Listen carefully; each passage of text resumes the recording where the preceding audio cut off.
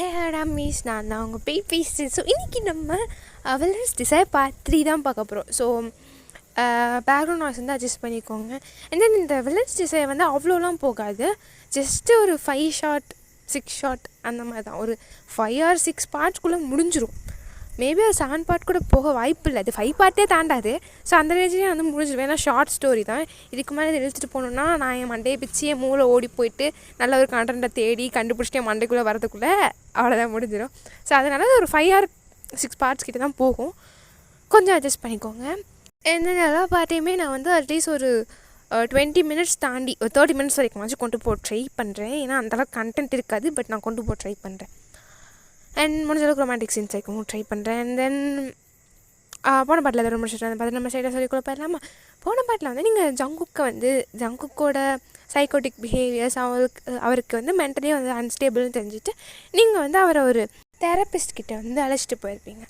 அவர் பார்த்துட்டு இது வந்து சரியாக அட்லீஸ்ட் ஒரு 1 month ஆச்சும் ஆகுமா, மேபி அவரோட கண்டிஷன் பொறுத்து இருக்குது அப்படி சொல்லிட்டு அனுப்பிவிட்ருப்பார். சில பல டேப்லெட்ஸ்லாம் கொடுத்துட்டு அவரும் அவங்க கையில் இன்ஜெக்ஷன்லாம் கொடுத்து அனுப்பியிருப்பார்.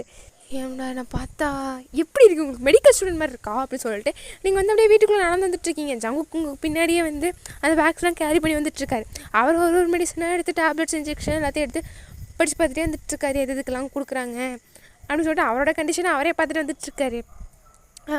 வயன் அப்படின்னு சொன்னால் நீங்கள் அப்படியே திரும்பி பார்க்குறீங்க. அவர் டக்குனு அந்த மெடிசன்ஸ்லாம் உங்கள் மேலே தூக்கி போகிறாரு. அவ்வளோதான் நீங்கள் டக்குன்னு ஒரு கேஷ் பிடிச்சிட்டு ஜங்குக்கு அப்படின்னா நீ வந்து அந்த மெடிசன்ஸ்லாம் பார்த்துட்டு நான் போய்ட்டு குக் பண்ணிட்டு வரேன் அப்படின்னு சொல்லிட்டு போகிறாரு. அப்படின்னு சொல்லிட்டு நீ மெடிசன்ஸ்லாம் எடுத்து கபோர்டில் வச்சுட்டு வந்து உட்காந்துட்ருக்கீங்க சோஃபாவில். உங்களுக்கு ஒரு மாதிரி துக்கம் தொண்டை அடிக்குதுன்னு சொல்லுவாங்கல்ல, அந்த மாதிரி ரேஞ்சில் நீங்கள் வந்து உட்காந்துட்ருக்கீங்க. உங்களுக்கு வந்து என்ன மோட்டிவேட்டுக்குதுன்னே சத்தியமாக தெரில. ஏன்னா நீங்கள் வந்து கொஞ்சம் சின்ன பொண்ணு இல்லையா, உங்களுக்கு இந்த மாதிரி சுச்சுவேஷன்லாம் வந்து ஹேண்டில் பண்ணவே தெரியாது. அப்படியே நீங்கள் தலையில் கை வச்சுட்டு இப்போ நான் என்ன பண்ணுறது, இந்த மாதிரி சுச்சுவேஷனில் இதுக்கு முன்னாடி நான் வந்து ஃபேஸ் பண்ணதே கிடையாது.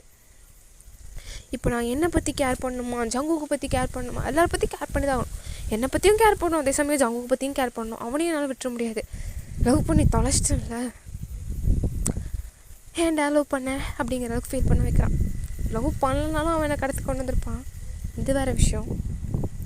இருந்தாலும் இப்போ எனக்கு அம்மா அப்பா பார்க்கணும் போல் இருக்குது. என்னென்னா அம்மா அப்பா விட்டு இருக்க முடியாது. வீட்டில் ஜங்குக்கோட ஃபேமிலி என்ன நினச்சிருப்பாங்க, கிவி என்ன தேடுவா, அப்படி அவன் பாட்டுக்கு எழுத்து கூட்டு வந்து தாலியை கட்டிட்டு வீட்டில் உட்கார வச்சுருக்கான். அவங்கெல்லாம் தேடி பார்த்துட்டு நான் இல்லைன்னு செக் பண்ணி பார்த்துட்டு அவங்க எங்கள் வீட்டில் சொல்லி கண்டுபிடிக்க முடியலன்னு போலீஸ்கிட்ட சொல்லி அது ப்ராப்ளம் ஆயிடுச்சுன்னா என்னை தேடி ட்ரை பண்ணி ஜங்குக்கு கண்டுபிடிச்சிட்டாங்கன்னா இப்போது என் சைடு நான் யோசித்தாலும் நெக்ஸ்ட்டு ஜங்குக் சைடு. சப்போஸ் இந்த மாதிரி போலீஸ் வந்து தேடி எங்களை கண்டுபிடிச்சிட்டாங்க, ஜங்குக் தான் இந்த கொலையை பண்ணான்னு கண்டுபிடிச்சிட்டான், கண்டிப்பாக அவனை அரெஸ்ட் பண்ணி கூப்பிட்டு போயிடுவாங்க. அதுக்கப்புறமா மென்டலியாக அன்ஸ்டேபிள் அப்படிங்கிறத கண்டுபிடிச்சி அங்கே வச்சே அரெஸ்ட் பண்ணி தானே ட்ரீட்மெண்ட் கொடுப்பாங்க. கண்டிப்பாக வெளியிட மாட்டாங்க. ஏன்னா அவன் வெளியிட்டால் என்ன வேணாலும் பண்ணலாம்ல, ஒன்றும் பண்ண முடியாது, பார்க்க கூட அலோட் பண்ண மாட்டாங்க. இப்போ நான் யார் சைடு தான் யோசிக்கிறது? இப்போது நான் இந்த 2 சைடு யோசிச்சு தான் ஆகணும். இருந்தாலும் இறந்து போன என் பெஸ்ட் ஃப்ரெண்ட் லில்லி, சின்ன வயசுலேருந்து பெஸ்ட் ஃப்ரெண்ட், கண்டிப்பாக வந்து தொலைஞ்சி தான் போயிருப்பா அப்படின்னு நினச்சிட்ருந்தேன். அவள் நானும் இறந்து போயிருப்பா அப்படின்னு கூட நான் யோசிச்சதில்லை. அப்படியே இறந்து போயிருந்தாலும் என் காதில் நியூஸ் வந்திருந்தாலும் இந்த அளவுக்கு கஷ்டப்பட்டுருக்க மாட்டேன் போல். ஏன்னா என் லவ்வர் கொண்டு இருக்கான்ல, ரொம்ப கஷ்டமாக இருக்கும். எனக்கு கஷ்டமாக இருக்கிறத விட அவள் தான் ரொம்ப கஷ்டத்தை ஃபீல் பண்ணியிருப்பாள். ஏன்னா உருகி காதலிச்ச பையனே வந்து அவனை சுட்டு சாகடிக்கும் போது எந்த அளவுக்கு கொடுமையாக சாகடிச்சாலும் எனக்கு தெரியல. ஆனால் ரொம்ப ஒழிச்சிருக்கோம்ல அவளுக்கு. ஃபிசிக்கலாக இருக்கிற பெயினோட மென்டலி எவ்வளோ பெயின் அனுபவிச்சிருப்பா அப்படின்னு சொல்லிட்டு உங்கள் பெஸ்ட் ஃப்ரெண்டை பற்றி வேறு யோசிச்சுட்ருக்கீங்களா. சத்தியமாக அந்த சேட்னஸ் வந்து ரொம்ப ஒரு மாதிரி பண்ணுது. இருக்க உங்களுக்கு நீங்களே வந்து ஒரு மாதிரி நீங்கள் மென்டலாக அன்ஸ்டேபிள் ஆகிருவீங்களோ, உங்களுக்கு ஏதாச்சும் ஆயிருமோ, பைத்தியம் பிடிச்சிருமோ அப்படின்னு சொல்லிட்டு நீங்கள் உட்காந்துட்ருக்கீங்களோ. சத்தியமாக ஒன்றுமே பண்ண முடியல. ஜங்குக்குன்னா அப்படியே ஜாலியாக குக் பண்ணிகிட்ருக்காரு. எனக்கு இந்த டிஷ்னால் ரொம்ப பிடிக்கும்ல, எனக்கு இந்த சின்ன வயசு வந்து ரொம்ப பிடிக்கும். இதை நான் செஞ்சு கொண்டு போனேன்னே ஜங்குக்கு எனக்கு பிடிச்ச டிஷ் செஞ்சுருக்கேன் அப்படின்னு சொல்லிட்டு எனக்கு அப்படியே முத்துமலையாக புரிய போகிறேன் அப்படி சொல்லிட்டு ஜங்குக்குனா அப்படியே ஒரு மாதிரி ஜாலியான மூட் போயிட்டு செம்ம ஹாப்பியாக குக் பண்ணிகிட்ருக்காரு இந்த சைடு. ஸோ நீங்கள் இந்த சைடு வந்து உங்களால் எதுலேருந்தும் வெளியே வர முடியல, நீங்கள் நைட்டு தூங்க முடியுமான்னு தெரியாமல் நீங்கள் வந்து உட்காந்துட்ருக்கீங்க. ஏன்னா நீங்கள் இப்போ ஏதாச்சும் ஒரு டிசிஷன் எடுத்தாகணும். இது டிசிஷன் எடுக்கிறதுன்னு உங்களுக்கு தெரில. ஏன்னா இவ்வளோ விஷயம் யோசிச்சு தெரிஞ்ச உங்களுக்கு என்ன முடிவெடுக்கணும்னு சத்தியமாக தெரில. ஏன்னா முடிவெடுக்கிறதுக்கு உங்களுக்கு வயசு பத்தலை. இருந்தாலும் ஒரு சின்ன விஷயத்துக்கு முடிவெடுக்க நம்ம 10 வாட்டி 20 வாட்டிக்கிட்டே யோசிப்போம். ஏன்னா 1000 வாட்டி கூட யோசிப்போம். இவ்வளோ பெரிய விஷயங்கனாலும் உங்களுக்கு சத்தியமாக ஒன்றுமே முடிவெடுக்க முடியல. எனக்கு ஏதாச்சும் முடிவெடுக்க முடியலனா கிட்ட கேட்பேன். இப்போ கிவியும் என்கிட்ட இல்லை, நான் எங்கே போகிறது, யார்கிட்ட போகிறது? சத்தியமாக நான் ஒன்றும் பண்ண முடியல சொல்லி நீங்கள் பாட்டுக்கும் உங்களோட தனி உலகத்தில் எப்படி யோசிச்சிட்டே இருக்கீங்க எல்லாத்தையும். ஜங்குக்னா பிளேட்லாம் எடுத்து டைனிங் டேபிள் அரேஞ்ச் பண்ணி வச்சுட்டு செல்லக்குட்டி சமைச்சிட்டேன் அப்படின்னு சொல்லிட்டு அவர் ஒரு ஸ்பூனில் ஃபுட் எடுத்துகிட்டு உங்ககிட்ட வந்துட்டுருக்காரு. நீங்கள் ஒன்றுமே கண்டுக்கிற மாதிரி இல்லை, அப்படியே இருக்கீங்க. ஜங்கு கொஞ்சம் உங்களை அப்படியே லைட்டாக ஷேக் பண்ணுறாரு. நீங்கள் ஒரு மாதிரி ஜோன் அவுட் ஆன மாதிரி உட்காந்துருக்கவே எனக்கு அப்படியே டக்குன்னு ஒரு மாதிரி ஃப்ரிஞ்ச் ஆகிட்டு நிமிந்து பார்க்குறீங்க. ஜங்குக்கு கூப்பிட்டுருந்தாலே திரும்பி இருப்பேன். ஜங்கு ஏன் அப்படி பயம் கொடுத்துறேன்? ஓ இப்போ வர வர நான் பண்ணுறது ஒன்று பயம் கொடுத்துற மாதிரிலாம் ஆயிடுச்சானு.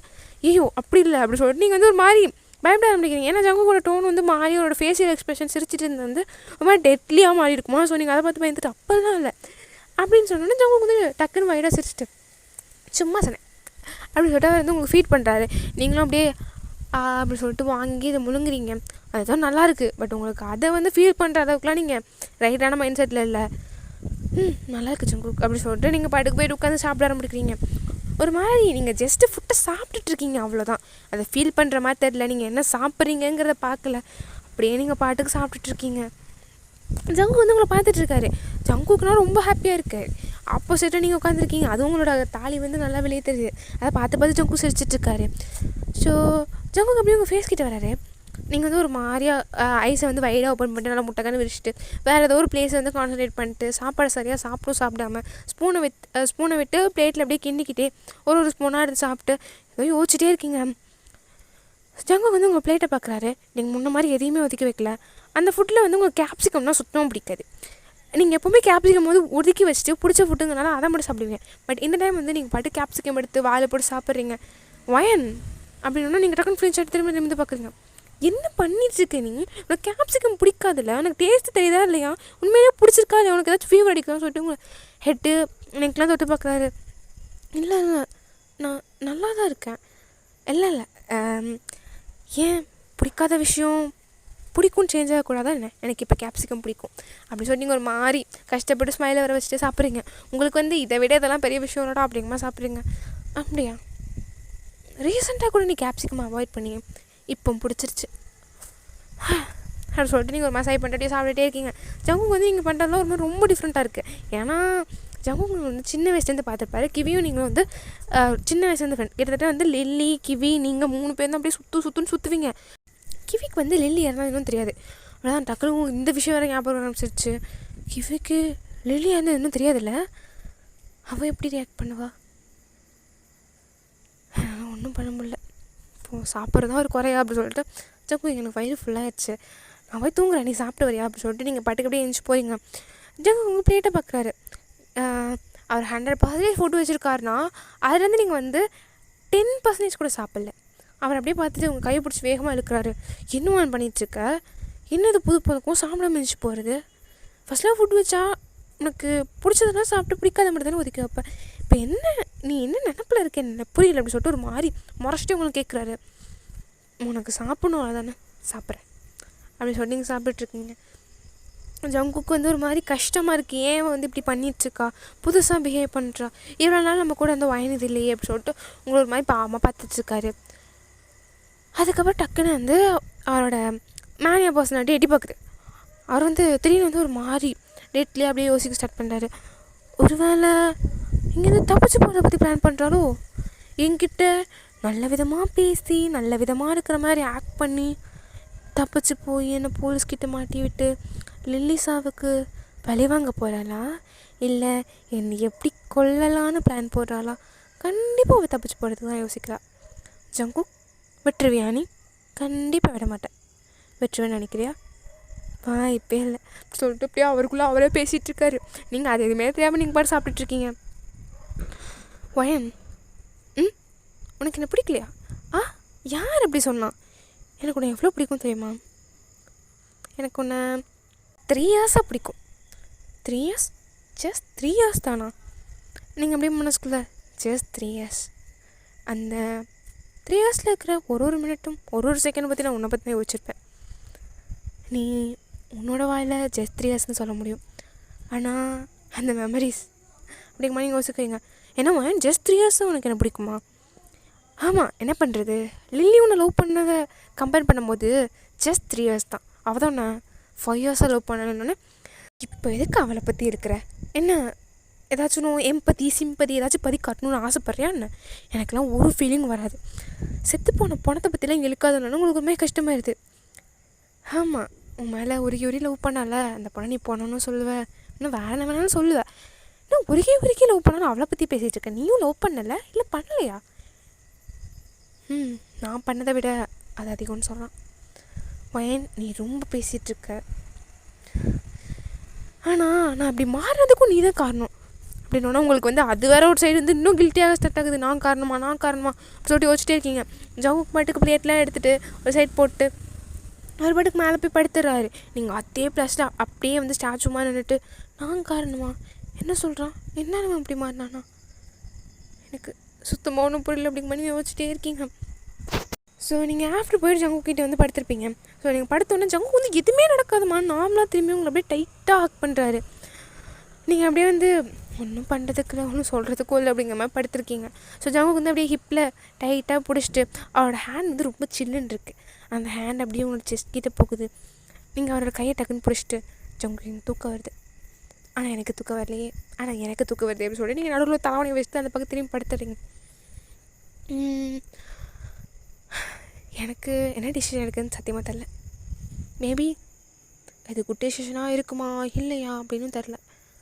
இப்போதைக்கு இவனை விட தப்பிச்சு போகணுன்னு நினச்சாலும் ஒன்றும் பண்ண முடியாது. இவனுக்கு எதிராக எந்த டிசிஷன் எடுக்கணும்னு நினச்சாலும் ஒன்றும் பண்ண முடியாது. இவன் கூட சரி பண்ணுறதுக்கான வழியை பார்ப்போம். சரி பண்ணிட்டானா, சரியாயிட்டானா, கண்டிப்பாக இவன் நான் சொல்கிறத கேட்பான், புரிஞ்சுக்குவான், ஃபேமிலி கூட ஜாயின் பண்ணிவிட்டு ஹாப்பியான லைஃப். பாஸ்ட்டை பற்றி நினைக்க வேணாம், ஹாப்பியான லைஃப். அதுக்கு நம்ம ஃபஸ்ட் என்ன பண்ணணும், இவன் தூங்கினோன்னா ஃபோன் பாஸ்வேர்ட் தெரியும், என்னோடய டேட் ஆஃப் பர்த் தான் எடுத்து கால் பண்ணி வீட்டுக்கு இன்ஃபார்ம் பண்ணிடலாம், நான் சேஃபாக தான் இருக்கேன்னு சொல்லிட்டு அப்படின்னு சொல்லிட்டு நீங்கள் அப்படியே தூங்குற மாதிரி ஆக்ட் பண்ணிட்டுருக்கீங்க. ஜங்குக்கு அந்த தலைவனை அப்படியே விட்டுடுறாருங்க. அப்படியே பயந்து திரும்பி பார்க்குறீங்க. அவரோட ஐஸ்லாம் ஒரு மாதிரி ரெட்டாக இருக்குது. என்ன என்னை விட்டு போயிடுவியா? அப்புறம் நான் உன்னை இத்தனை வருஷமாக லவ் பண்ணதெல்லாம் வேஸ்ட்டாக, என்னை விட்டு போயிடுவியான்னு கேட்டுக்கிட்டு வந்துட்டுருக்காரு. நீங்கன்னா ஐயோ சாமி, ஐயோ அப்புறம் என்ன பண்ணுறது நான் அப்படிங்கிற மாதிரி நீங்கள் பார்த்துட்ருக்கீங்க. உங்களுக்கு லிட்டரலி என்ன பண்ணுறேனே தெரில. போயிடுவேன் வேன், அவ்வளோதானே வேன். அப்போ நான் ஒன்று 14 இயர்ஸாக உருகி லவ் பண்ணது 14 இயர்ஸ் அப்படிங்கலாம் பார்க்குறீங்க. நீங்கள் நினச்சிப்பீங்கன்னா அட்லீஸ்ட் ஒரு 5 இயர்ஸ் ஆச்சு இருக்கும் தான் நினச்சிருப்பீங்க. ஆனால் 14 இயர்ஸ் சான்ஸே இல்லை. என்னது 14 இயர்ஸா? கேளு, நான் லவ் பண்ணதெல்லாம் சொன்னாலும் என்னை விட்டு போக மாட்டேன்ல அப்படி சொல்லிட்டு ஒரு கிட்ட வராரு. நீ சொன்னாலும் சொல்லலாட்டியும் நான் உன்னை விட்டு போக மாட்டேன். இன்னும் ஜோக்கு ஒரு மாதிரி ஆயிடுச்சுட்டா ரெட் ஆகுது அப்படி சொல்லிட்டு நீங்கள் பாட்டு உங்கள் சேட்னஸ்லாம் ஹைட் பண்ணிட்டு நீங்கள் இப்போ உங்களால் முடிஞ்ச அளவுக்கு ஒரு டிசிஷன் எடுத்து வச்சுருக்கீங்க. அந்த மாதிரி அது கிளாரிட்டியாக இருக்கோ இல்லையோ, உங்கள் மைண்டுக்கு இது சரியாக தப்பான்னு தெரில, ஆனால் ஒரு டிசிஷன் எடுத்திருக்கீங்க. இதை ஃபாலோ பண்ணால் நல்லா இருக்குன்னு உங்களுக்கு தோணுது, அவ்வளோதான். இதை விட பெஸ்ட்டான டிசிஷன் உங்களால் யோசிக்க முடியல. இப்போதைக்கு ஜங்குக்கு சரி பண்ணும் ஃபர்ஸ்ட் கோல்.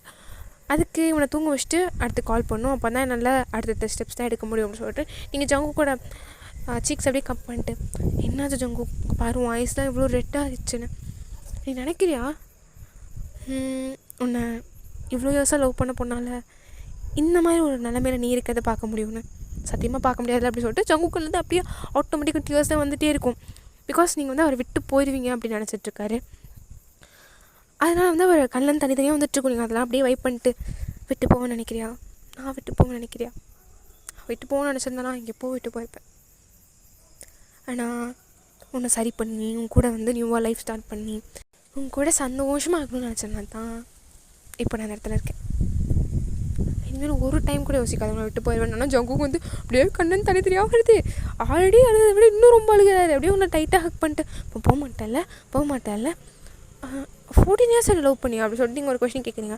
ஆமாம் வயன், நான் எனக்கு நல்லா ஞாபகம் இருக்குது. நான் ஒரு விஷயத்தையும் மறக்கவே இல்லை.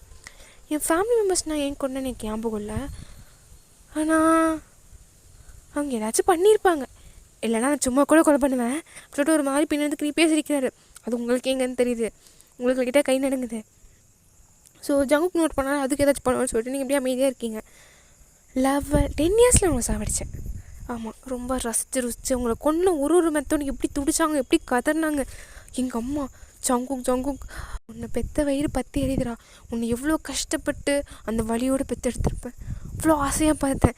இப்போ என் கண்ணு முன்னாடி நான் அவ்வளோ காதலிச்ச ஒரு பையனையும் எனக்கு 2வது பிறந்த குழந்தையும் கொல்லும் போது எனக்கு எப்படி வலிக்கும், இதுக்கு நீ முதல்ல என்னவே கொண்டிருக்கணும் அப்படிங்கிற ரேஞ்சு கற்றுனாங்க. அதெல்லாம் எனக்கு கொஞ்சம் கொஞ்சம் கஷ்டமாக இருந்துச்சுன்னு சொல்லலாம். என்னதான் இருந்தாலும் அம்மா இல்லை, ஆனால் அவங்க பேசிட்டே வச்சுட்டோம். அதுக்கப்புறம் என் காதில் மெலோடி மாதிரி கேட்க ஆரம்பிச்சிருச்சு. எப்போ அவங்க உடம்புலேருந்து ரத்தம் வர ஸ்டார்ட் ஆனோன்னு இந்த மாதிரிலாம் நான் கொடூரமாக ஒரு நிமிஷத்தையும் என்ஜாய் பண்ணி சாக்கடித்தேன். ஒரு நிமிஷம்னு கூட சொல்ல முடியாது, ஒரு செகண்ட்.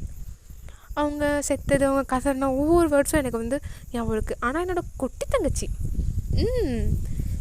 அவள் தான் ரொம்ப கற்றுனான்னு சொல்லலாம். ஆனால் அதுக்கப்புறம் எனக்கு அப்போ 10 years, நான் சின்ன பையங்கிறனால என்ன ஒன்றுமே பண்ணல. என்னை கூப்பிட்டு போய் சம்திங் ஏதோ ஒரு பிளேஸில் சேர்த்தாங்க. அதுக்கப்புறம் என்னாச்சு, நான் அங்கே தப்பிச்சு வந்துட்டேன். அப்போ நான் ரோட்டில் சும்மா தெரிஞ்சிட்டு இருந்தேன். அப்போ எல்லாருமே பெருசாக இருந்தாங்க. அம்மா அப்பாங்கனால ஈஸியாக கொலை பண்ணிட்டாங்க தூங்கும்போது. அண்ட் அவங்களோட வீக்னஸும் எனக்கு தெரியும், அதனால் 10 வயசே ஈஸியாக கொலை பண்ணிட்டேன். ஆனால் எனக்கு அவங்க எல்லாருமே பெருசாக இருந்தாங்க. பெருசாக இருக்கிறது எனக்கு மேட்ரு இல்லை, இருந்தாலும் அவங்கள கொலை பண்ணுறதுக்கு எனக்கு பவர் பத்தாதுன்னு தோணுச்சு. அதுக்கப்புறம் ரோட்டில் சும்மா மழையில் நனைஞ்சிட்டு சாப்பாட்டுக்கு வேலை இல்லாமல் இருக்கும்போது தான் எனக்கு புரிஞ்சிச்சு, நம்மளை பெற்றெடுத்தவங்க எவ்வளோ நல்லா பார்த்துக்கிட்டாங்க நம்மளை, இப்போ நம்ம ஒரு வேளை சோத்துக்கு வழி இல்லாமல் இருக்கோமே அப்படின்னு யோசித்தேன். ஆனால் ரிக்ரெட் பண்ணலை. ஏன்னா நான் அந்த பசியில் துடித்த நாட்களை விட அவங்கள கொலை பண்ணும்போது என்ஜாய் பண்ணது தான் எனக்கு ரொம்ப பெருசாக தெரிஞ்சிச்சு. அப்புறம் ஒரு சிஸ்டர் என்னை தூக்கிட்டு போயிட்டு அனாதை இல்லத்தில் சேர்த்துக்கிட்டாங்க. அங்கே ஏதோ என்ன நல்லா பார்த்துக்கிட்டாங்க தான் சொல்லலாம். ஆனால் அங்கே இருக்கிற குழந்தைங்களாம் சும்மா வாழு கத்துவாங்க. அப்படியே கொலை பண்ணணுன்னு தோணும். 1 year அங்கேயே போச்சு. அதுக்கப்புறம் என்னை கிவியோட அம்மா அப்பா, என் தங்கச்சி, யாரும் தங்கச்சியோட அம்மா அப்பா தத்தெடுத்து கூப்பிட்டு போனாங்க. எனக்கு அங்கே நல்ல சாப்பாடு கிடைக்கல, ரொம்ப கேவலமான சாப்பாடு தான் கிடச்சிச்சு. நான் நிறைய நாள் வந்து பசியோடு வாழ்ந்திருக்கேன். அதனால நான் 11 வயசே முடிவு பண்ணது என்னென்னா, இவங்கள கொலை பண்ணக்கூடாது, இவங்க மூலயமா நம்ம எல்லாத்தையும் கற்றுக்கிட்டு முடிஞ்ச அளவுக்கு இவங்களை யூஸ் பண்ணிட்டு அதுக்கப்புறம் கொலை பண்ணலான்னு நினச்சேன். ஆனால் வளர இவங்க ரொம்ப பாசம் கட்டினாங்களா, சரி பாசக்கண்ணை பாவத்துக்காச்சும் விட்டு வைக்கலாம் அப்படி சொல்லி விட்டு வச்சேன். ஆனால் என்னமோ இவங்க பாசம் காட்டினது எங்கள் சொந்த அம்மா அப்பாவே மிஞ்சிச்சுன்னு சொல்லலாம். ஏன்னா எனக்கு அப்போ தான் மெச்சூரிட்டி வந்துச்சான்னு தெரில. நான் உன்னை எப்போ பார்த்தேன் தெரியுமா, என்னை அப்போ தான் உள்ளே கூட்டிகிட்டு வந்தாங்க. ஜங்கு உள்ளவா அப்படி சொல்லிட்டு ஜங்கு ஒரு மாதிரி தயங்கிட்டே உள்ளே வராரு. அவர் காலை எடுத்து வச்சுட்டு. ஸோ அங்கே வந்து கிவி நின்றுட்டுருக்கா. கிவிக்கு வந்து அப்போது ஒரு 3 வயசு 2.5 வயசு அந்த மாதிரி தான் இருக்கும். ஸோ அப்படியே நின்றுட்டே வந்து ஜங்கு ஒரு மாதிரி பார்த்துட்டே இருக்கா. அவளுக்கு வந்து அவ்வளோவா பேச தெரியாது, ஆனால் அம்மா அம்மான்னு மட்டும் சொல்லுவாள். அம்மா அம்மா ஆமாம் அம்மா தாம்மா, அங்கே வருவான் அண்ணன் அண்ணா அண்ணா அப்படி சொல்கிறா. ஸோ ஜங்கு அதை பார்த்து நம்ம க்ரீப்பியாக ஸ்மைல் வருது. அப்படியே என்னோடய குட்டி தங்கச்சி இறந்து போனது ஞாபகம் வருது. 1 year ஆச்சு சாவடிச்சு அப்படிங்கிற மாதிரி வந்து ஜங்குக்கு ஒரு மாதிரி க்ரீப்பியாக பார்க்குறாரு. ஆனால் அவள் க்ரீப்பியாக பார்த்து வந்து கிவி சிரிக்கிறா.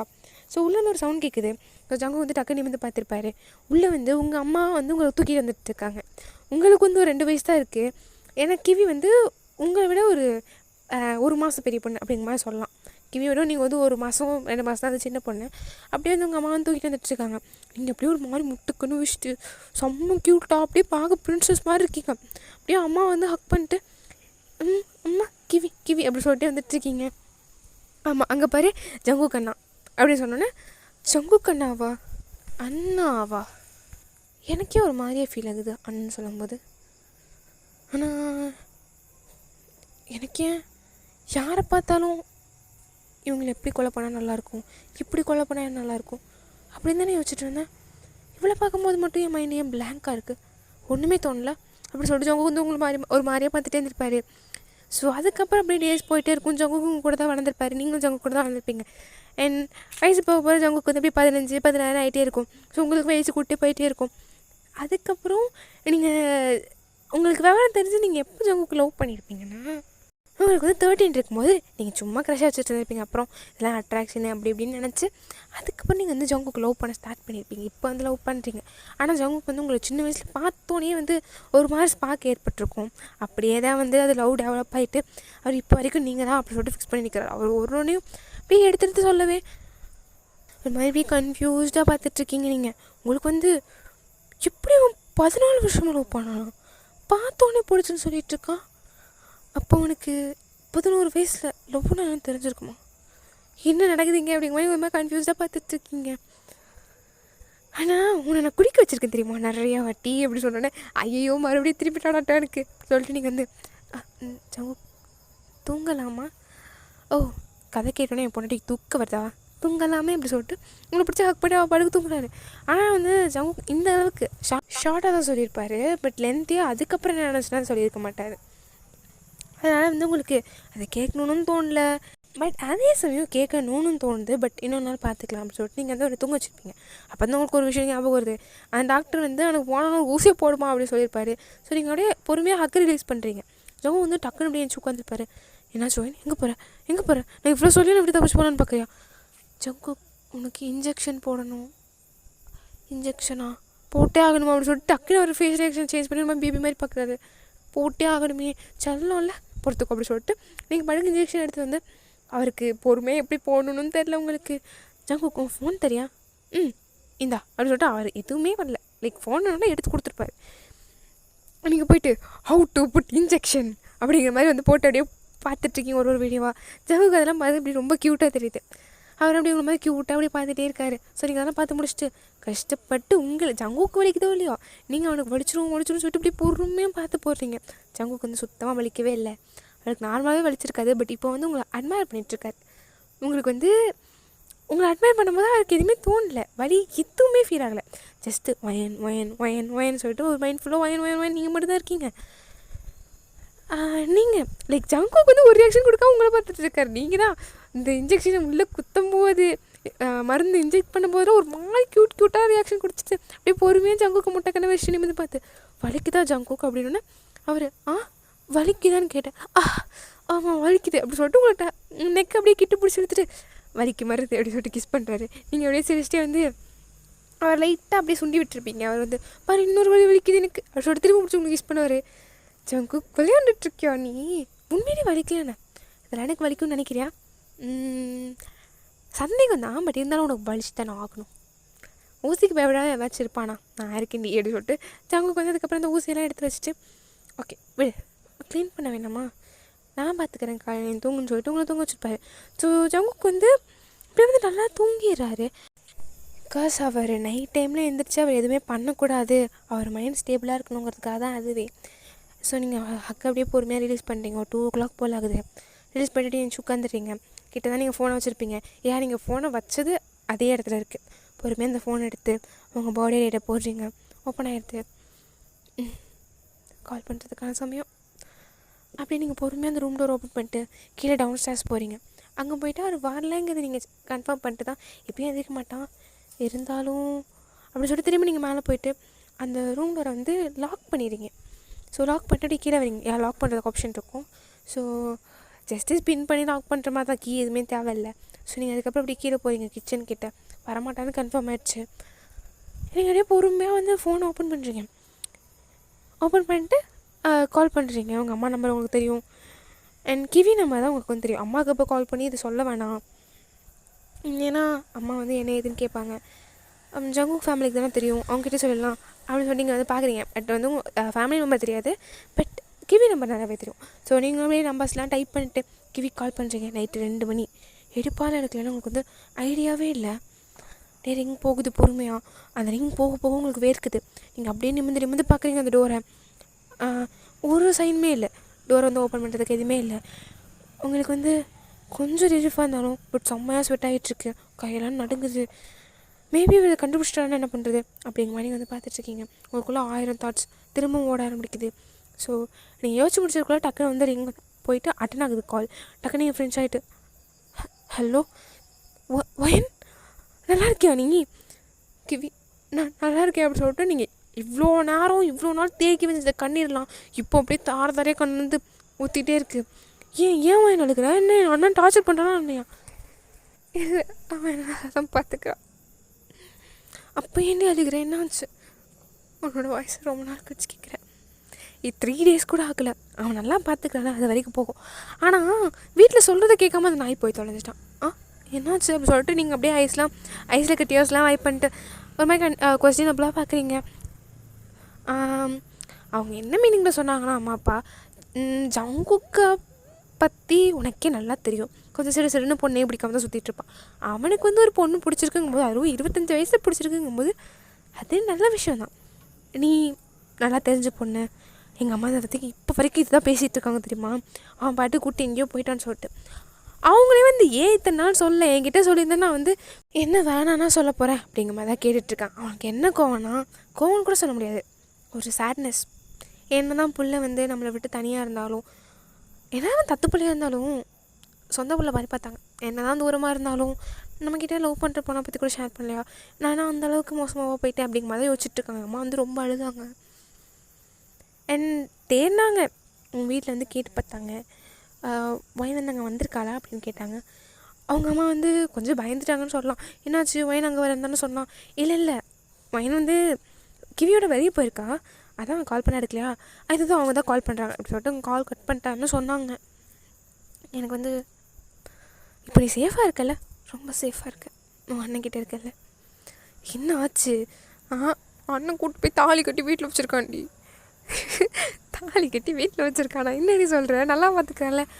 அவன் தான் காலையில் மத்தியானம் நைட்டு எல்லாம் ஃப்ரெஷ்ஷாக சமைச்சு கொடுக்குறாரு சார். நான் செம்ம ஹாப்பியாக இருக்கேன். உன் அண்ணன் நல்லா பார்த்துக்கிறான். ஆனால் எனக்கு என்ன பேசி கொஞ்சம் கன்வின்ஸ் பண்ணும், கொஞ்சம் வீட்டு பக்கம் எட்டி பாருங்கன்னு சொல்லிட்டு. நீ பேசினா எல்லாம் கேட்பான் என் அண்ணன். பார்த்தேனே உங்கள் ரொமான்ஸ் எல்லாம், நீ எப்படி பார்த்த? அதெல்லாம் பார்த்தேன், சொல்ல முடியாது. அப்படியா அப்படின்னு சொல்லிட்டு நீங்கள் வந்து என்ன தான் சிரிச்சு பேசுகிற மாதிரி இருந்தாலும் கிவிக்கிட்ட பேசுகிற ஒரு நிமிஷமும் டெல்லி அப்படியே ஞாபகம் வந்துட்டு போகிறா. கிவி இதை பற்றி சொன்னால் என்ன ரியாக்ட் பண்ணுவான் அப்படின்னு இருக்குது.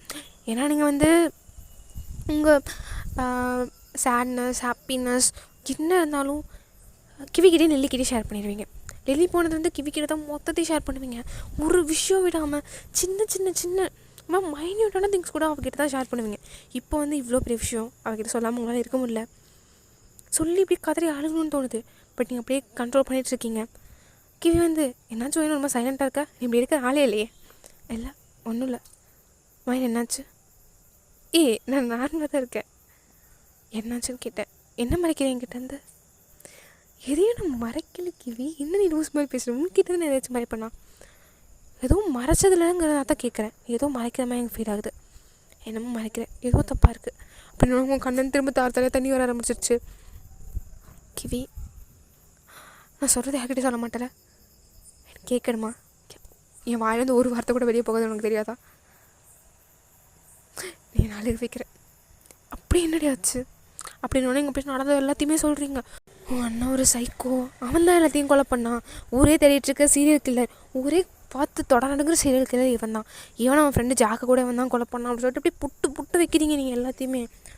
கிவினா நம்பவே முடியாமல் பார்த்துட்ருக்கா. உண்மையை தான் சொல்கிறியா இல்லை ப்ராங்க் ஏதாச்சும் பண்ணுறியா? என்னை வச்சு இந்த விஷயத்தில் ப்ராங்க் பண்ணுவேன்னு நினைக்கிறியா? கண்ணால் பார்த்தேன் ஜாக்கோட பணத்தை கீழே எடுத்துகிட்டு போனான். அங்கே இருக்கிற இந்த ஒரு வீடு காட்டுக்கு நடுவில் இருக்குது. எனக்கு லொக்கேஷன் தெரில, பட் அவன் கூட்டு போனால் நான் கண்ணை மூட்டு பின்னாடி வந்தேன். ஏதோ காட்டுக்கு நடுவில் அவுட்டரில் இருக்குது. இங்கே லொக்கேஷன் சென்ட் பண்ண முடியுமான்னு தெரில, பட் எனக்கு பயமாக இருக்குது. இல்லை நெட்ஒர்க் இருக்குது அப்படின்னு சொல்லிட்டு நீங்கள் லைவ் லொக்கேஷன் உங்களுக்கு சென்ட் பண்ணி விடுறீங்க. சென்ட் பண்ணிட்டு அதை நீங்கள் அப்படியே டெலிட் பண்ணிடுறீங்க. I mean delete for you கொடுத்து டெலிட் பண்ணிடுறீங்க. எதுக்காச்சும் கண்டிப்பாக யூஸ் ஆகும். உனக்கு ஏதாச்சும் ப்ராப்ளம்னா சொல்லு. அவ்வளோதான். கண் முன்னாடி பார்த்தேனே அவன், நான் பேஸ்மெண்ட்டுக்கு இந்த காட்டுக்குள்ளே எடுத்துகிட்டு போயிட்டு பேஸ்மெண்ட் கூப்பிட்டு போனான். ஒன்றும் என்ன அடாப்ட் பண்ணி வீட்டுக்கு கூப்பிட்டு வந்தாங்களே, பார்த்தோன்னே பிடிச்சின்னு சொல்கிறான்னு சொல்லிட்டு நீங்கள் அதையுமே சொன்ன எல்லாத்தையுமே அப்படி இன்ச்சாக சொல்கிறீங்க. கிவினா அப்படியே ஷாக் ஆகிட்டு வாய் அடைச்சி போய் நின்றுட்டுருக்கா. அம்மா அப்பாலாம் எங்கே இருக்காங்க? அவங்க மேலே ரூமில் தூங்குறாங்க. நான் என்னால் தூங்க முடியல. உன்னை பார்க்காம கூட பேசாமல் இருந்தனால சத்தியமானாலும் தூங்க முடியல.